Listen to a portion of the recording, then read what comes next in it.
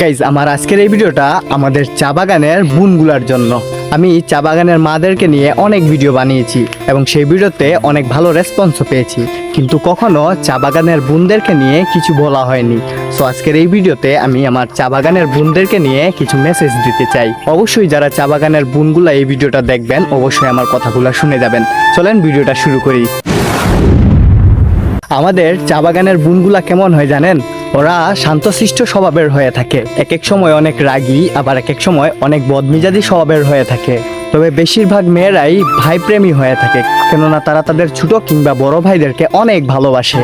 ভাই বোনের মধ্যে যতই মারামারি হোক বা যতই ঝগড়া কাজিয়া হোক, কিন্তু ভাইয়ের প্রতি বোনের ভালোবাসাটা কখনো কমে না।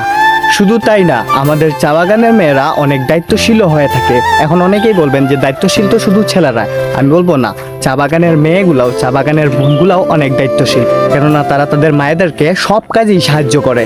সকালে ঘুম থেকে উঠে উঠান ঝাড়ু থেকে শুরু করে রান্না করা, বাসন ধোয়া, ঘর গুছানো, পানি ভরা, কাপড় কাচা, এমনকি অনেক মেয়েরাও 4 নম্বরে আসে লাকড়ি আনার জন্য। তারপর কি এখানে শেষ? না না না, আরও আছে, শুনে যান। আমাদের চা বাগানের মেয়েরা অনেক সময় মায়ের সাথে চলে আসে এই 4 নম্বরে পাতি তোলার জন্য।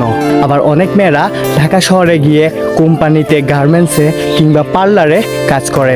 অনেক মেয়েরা শখ করে হয়তো কাজ করে, কিন্তু বেশিরভাগ মেয়েরা নিজের পরিবারের দায়িত্ব নিয়ে এই ঢাকা শহরে কাজ করে থাকে। আমাদের চা বাগানের বোনেদের মনটা আসলেই ভালো, কেননা তারা যখন কোনো অপরিচিত বা কোনো আত্মীয়দের সাথে কথা বলে তখন সব সময় মিষ্টি মুখেই কথা বলে। তাছাড়া আমাদের চা বাগানের বোনেরা পড়াশোনাতেও অনেক এগিয়ে আছে। তারা অনেক মেধাবী হয়, অনেক সময় তারা নার্সিং বা শিক্ষিকায় চাকরিপ্রাপ্ত হয়।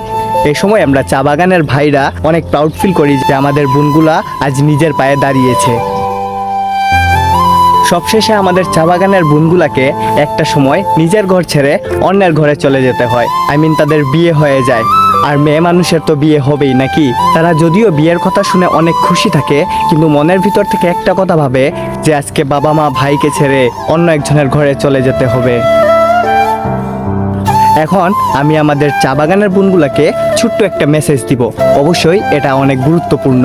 আমাদের চা বাগানের অনেক বোনেরাই প্রেম ভালোবাসার রিলেশন করে। শুনেন, প্রেম ভালোবাসার রিলেশন করা এতে ভুল কিছু না, অন্যায় কিছু না। তবে এখানে একটা কথা আছে, আপনি প্রেম করেছেন, রিলেশন করেছেন, ভালো কথা, কিন্তু কখনো প্রেমের জালে পড়ে ঘর ছেড়ে পালিয়ে যায়েন না। আপনি অন্য একটা ছেলের সাথে পালিয়ে যাওয়ার আগে অন্তত এই কথাটা একবার ভাববেন যে আপনার মা বাবা আপনাকে অনেক কষ্ট করে লালন পালন করেছে। তাছাড়া আপনার ভাই আপনাকে অনেক স্নেহ মমতা ভালোবাসা দিয়ে আগলে রেখেছিল কলিজার বোনের মতো। আপনি যখন তাদের মুখে কালি লাগিয়ে অন্য একটা ছেলের সাথে পালিয়ে যাবেন, তখন একবার ভাববেন যে তাদের ভিতরে কি পরিমাণ কষ্টটাই না প্রকাশ হচ্ছে। বোন, আপনাকে একটা কথা বলি, আপনার যদি কাউকে ভালো লাগে, হ্যাঁ, আপনার যখন উপযুক্ত সময় হয়ে যাবে, বিয়ের বয়স হয়ে যাবে, তখন কাউকে না কাউকে ভালো লাগতেই পারে, স্বাভাবিক। কিন্তু আপনি সেটা না করে আপনি একটা কাজ করতে পারেন। আপনি এই রিলেশনের কথাটা আপনার ছোট বোনকে জানান বা বড় বোনকে জানান বা আত্মীয় স্বজনের মধ্যে এমন কাউকে জানান যাতে তার মাধ্যমে আপনার এই ভালোবাসাটা আপনার ফ্যামিলির কাছে পৌঁছে যায়। এবং সেখানে ছেলে যদি ভালো থাকে, ছেলের ফ্যামিলি যদি ভালো থাকে, তাহলে আপনার মা বাবা কখনো চাইবে না যে আপনার পছন্দকে অপছন্দ করার জন্য। তাছাড়া বোন, বর্তমান জেনারেশনের অবস্থা হয়তো আপনারা ভালো করেই জানেন, আমি নতুন করে বলার কিছু নাই। আপনারা যেটাই করবেন অনেক বুঝে চিন্তা ভাবনার পরেই করবেন, ঠিক আছে? আর আমাদের চা বাগানের বোনদের সবচেয়ে টার্নিং পয়েন্ট হলো যখন তারা বিয়ে হয়ে যায়, এবং বিয়ে হওয়ার কিছু বছর পরে যখন তারা মা হয়, তাদের একটা সংসার হয়, তখন সেই বোনগুলার উপরে দায়িত্ব চলে আসে সংসারের। বোন, আরেকটা কথা বলি, মাইন্ড করবা না। আসলে মেয়েদের সৌন্দর্য তাদের চেহারায় না, মেয়েদের সৌন্দর্য তাদের চরিত্রে, বুঝছেন? আপনার যদি চরিত্র ভালো থাকে, তাহলে দুনিয়ার যে কেউ হোক আপনার নামে বদনাম করেও তার কোনো লাভ হবে না। বোন, এটা অনলাইন, এটা সোশ্যাল মিডিয়া, এখানে আপনারা ফোন চালাবেন অনেক সাবধানতার সাথে চালাবেন। অ্যান্ড আমাকে যারা মেসেজ দেন, আমার সাথে কথা বলেন, বোন, অনেক ভালো লাগে আপনাদেরকে, ঠিক আছে?